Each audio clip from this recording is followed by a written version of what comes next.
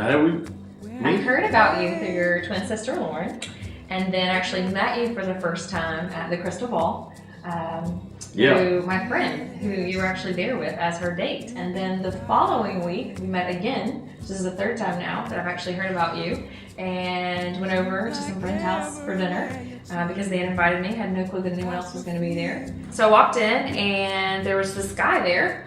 And I thought, wow, that's Kyle Cooper. That's the same guy that I met. And I was in the middle of my review with my clients who had not told me that they were having company over, and so I looked like some random girl that crashed this party. But of course I knew Kera, and I'm sitting here, and then it clicked, and I brought in like this specialist from my firm to do a review of his pension and all this stuff. And There you go. he excused himself, and Kara and I started talking, And later on that night, when I knew that I knew that I wanted to go somewhere, and I thought this is awesome, was when you walked me out to my car and you asked me if you could cook me dinner that Monday night at your condo. because I'm really good in the kitchen. Yeah, exactly. But I'd always thought to myself, my mom and my grandmas were always on my case about how I needed to learn how to cook because I was never going to get a man if I didn't know how to cook. And I always thought to myself, She's not. forget that. I'll find a guy. You can who cook some things. like mashed potatoes.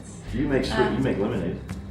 I don't know if that counts as a food. How do we? Anyways, so you cooked me dinner that Monday night, and it was fantastic. Yeah. And we had a good time, and we started dating, I guess, if Talking. you will, talking. Hanging out. And then a few minutes later, a year later, and we were at the time when you decided, I guess, that you wanted to propose, huh? Yeah, I mean, I knew this after some time. I knew that Kara was the one I wanted to marry, and I'm a planner. That's what I do for a living, and plotted this whole scheme out of how I was going to propose to her. And we were actually had to do another fundraiser that night.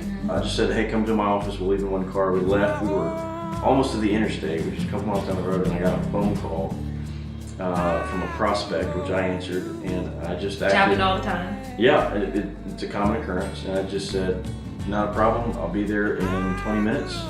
I absolutely understand. And I hung up and I told her this was a client that we had to meet with. It was a large prospect, large business owner. And we fly down to Hernando, Nesbitt. Nesbitt, Mississippi, for the owner of this bed and breakfast down there. That he told me he'd been trying to land these clients the case, and so we had to go to their bed and breakfast in Nesbitt called Bonterre.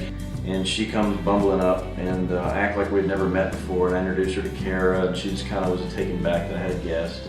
And so Kyle's like, I'm gonna go in here for this meeting. So I went and sat at the bar, and I'm like sharing my life story with the bartender, and I think Kyle's like off having this business meeting. Well, like 5 minutes later, you and Miss Rigg come walking back up, and She's sitting at the bar with a glass of wine, and we were talking because she had the ring for like 2 days. Yeah.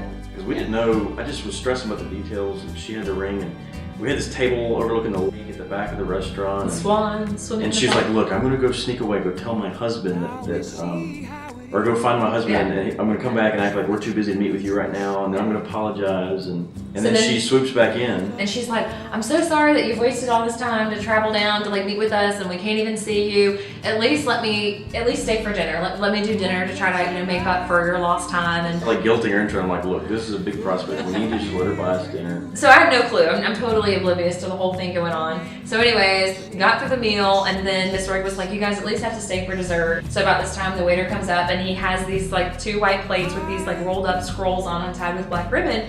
And I'm like, oh, that is the coolest way to like present a dessert All menu. throughout our little courtship, I had been writing her love notes in the form of scrolls, Which I still have. tied up in ribbons, and I would soak them in like coffee things. And so Lauren, my sister, helped make them, and then we drafted up some stuff. And so she thought they were the dessert menu. I didn't. And so I untied the ribbon on my scroll, and so I'm unrolling it, and like I'm just looking like, what is going on? Because the first part of it was blank, and then down at the bottom it says, Layla, you've got me on my knees. And backtrack, when Kyle, one of our first dates, we had gone dancing, and we had a good time, and that night on my way home, he apparently called and left a voicemail somehow, and it was him singing that song. And so I looked over at him like, what?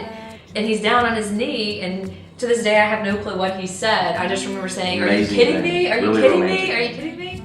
And so I'm just going on, and he has the ring, and I of course said yes. I opened mine up because I didn't know, like my sister had to make them because I was so worried about the details, and I opened up mine and it said good luck. So that was nice, and I got down and I said amazing things, at least I'm under the assumption. I remember something about your zeal for life, and that's really, those are the only words I remember. And then the rest is history.